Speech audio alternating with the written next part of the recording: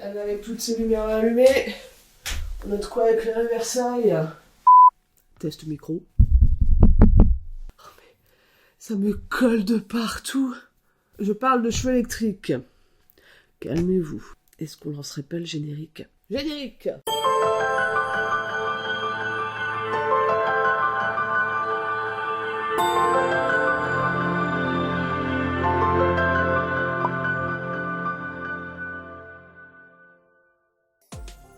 Salut tout le monde, c'est Anastasia Custom et aujourd'hui on va commencer une nouvelle custo, toujours sur Animator, et cette fois on va travailler sur Anna.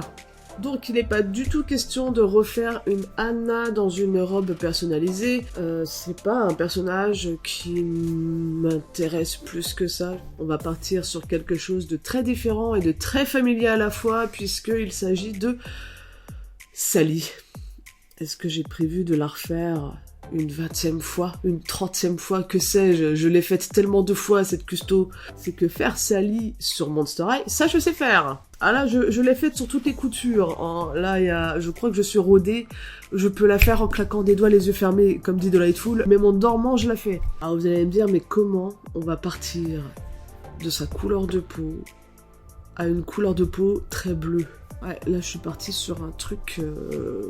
On va devoir repartir de zéro, puisqu'on va devoir teindre cette poupée pour la rendre bleue. J'étais partie à la base sur l'idée de la peindre simplement en bleu à l'aérographe. Le problème c'est que comme vous le savez, au niveau des articulations, la peinture ne tient pas, que ce soit sur Monster High ou d'autres poupées, n'importe lesquelles. Au niveau des articulations, dès qu'il y a des frottements, la peinture ne tient pas. Donc mon but c'est de pouvoir la teindre pour qu'on puisse manipuler la poupée et que la couleur reste sans qu'il y ait de problème de peinture qui s'écaille ou de résine qui s'effrite. Alors la question que vous allez me poser, c'est quelle teinture utiliser? J'ai déjà fait des tests avant de monter cette vidéo, évidemment. J'ai commandé la teinture donc Rit Dye More. Je ne l'ai pas encore testée celle-ci. Je pense la tester quand j'en aurai l'occasion, simplement parce que celle-ci se trouve plus facilement que la Rit Dye More. Non, c'est pas du tout Rit Dye More, c'est Rit Dye Poly.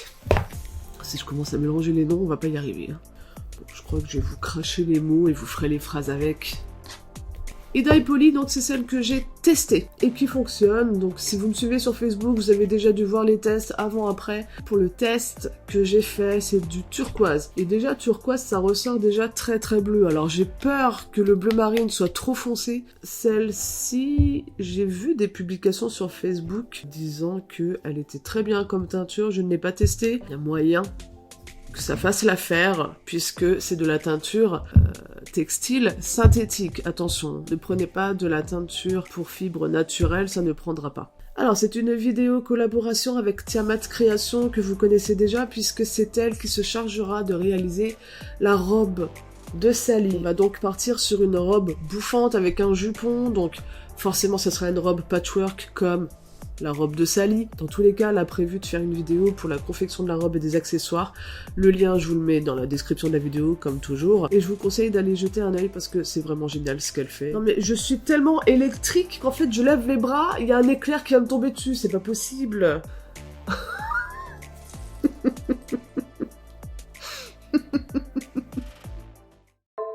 Vous l'aurez deviné, le plus gros travail sur cette custo, en tout cas de mon côté, sera effectivement de teindre la poupée.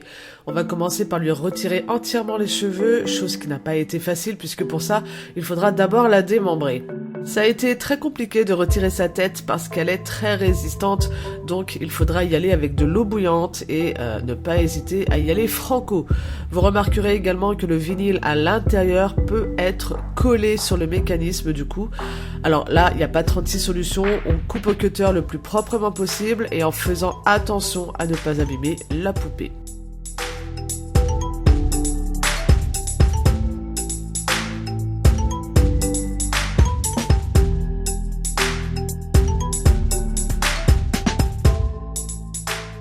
La chaleur va permettre au vinyle de se ramollir, c'est pourquoi j'utilise de l'eau bouillante pour la démembrer, mais vous pouvez aussi le faire avec un sèche-cheveux.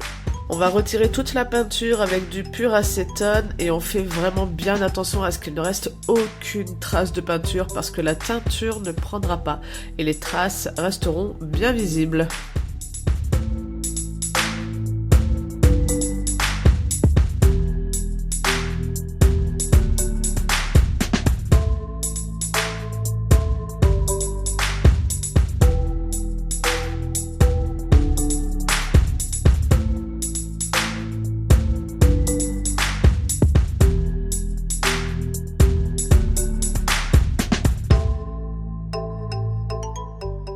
On arrive désormais à la partie la plus intéressante, teindre le corps. Donc, on mélange la teinture en poudre dans de l'eau bouillante. Bien sûr, on fait très attention à ne pas se brûler et on y plonge les membres très délicatement pour éviter les éclaboussures. Une fois de plus, la chaleur va ramollir le vinyle et va ainsi lui permettre de s'imprégner plus facilement de la teinture. Dès les premières minutes, on voit tout de suite la couleur changer, c'est très rapide, donc on va laisser le corps dedans une petite heure avant de le retirer et de le rincer abondamment à l'eau froide.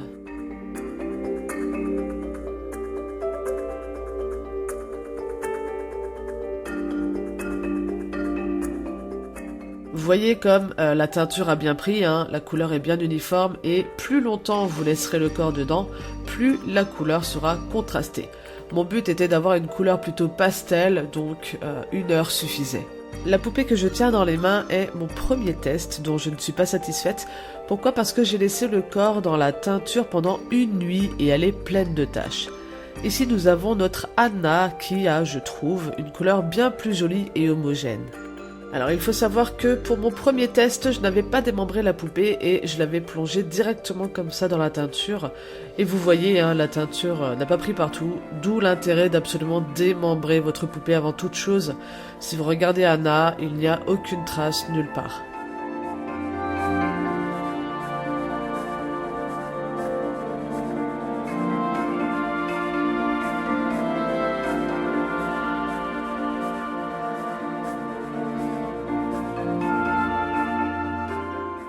Après avoir donné un petit coup d'aérographe sur le front pour créer une ombre, on s'équipe pour appliquer la résine Mr. Super Clear. Une fois sec, on peut commencer le make-up avec des pastels, des crayons aquarellables et de la peinture acrylique. On mettra ensuite une seconde couche de résine pour fixer tout ça.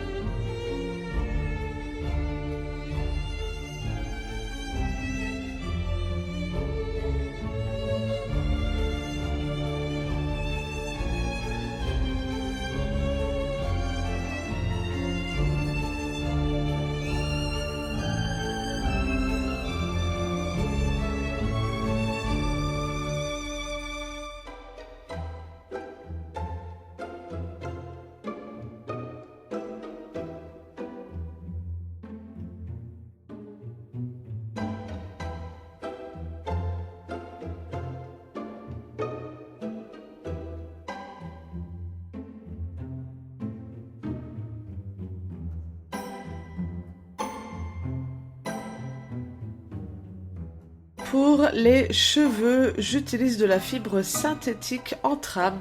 C'est la première fois que je réalise une wig avec cette technique qui consiste à coller directement la trame cousue sur la tête. Autant vous dire que j'étais pas à l'aise parce que c'est pas quelque chose que j'ai l'habitude de faire, mais je trouve cette couleur tellement belle et qui va tellement bien à Sally que je ne voyais vraiment pas comment faire autrement. J'aurais pu utiliser du viscose. Le problème, c'est que c'est une fibre très fragile et capricieuse, donc elle est très bien pour poupées de petite taille, mais je pense pas que ce soit une bonne idée de l'utiliser sur Animator parce que elle va très vite s'emmêler et s'abîmer.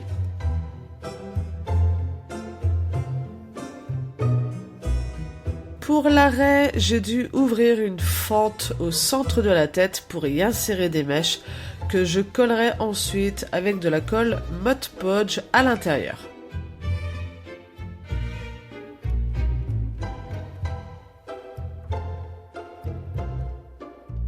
Pour éviter cet effet bombé, on va verser de l'eau bouillante sur les mèches pour les aplatir. Alors attention, encore une fois, on évite de se brûler.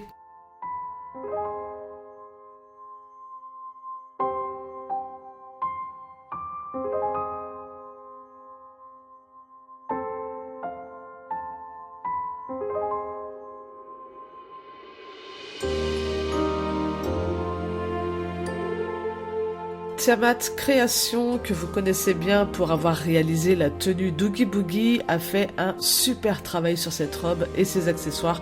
L'une comme l'autre, nous sommes absolument ravis du résultat. Je crois que c'est une des meilleures collaborations qu'on ait pu faire toutes les deux, même si on manquait de temps au final.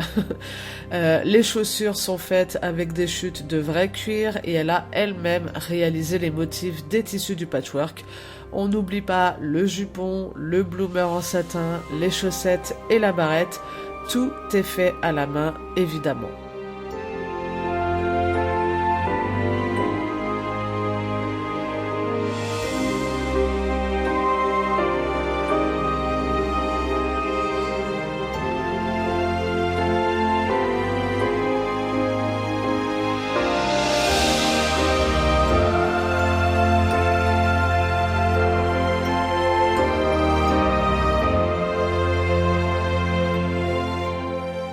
J'espère que cette vidéo vous aura plu autant qu'on a adoré customiser cette poupée.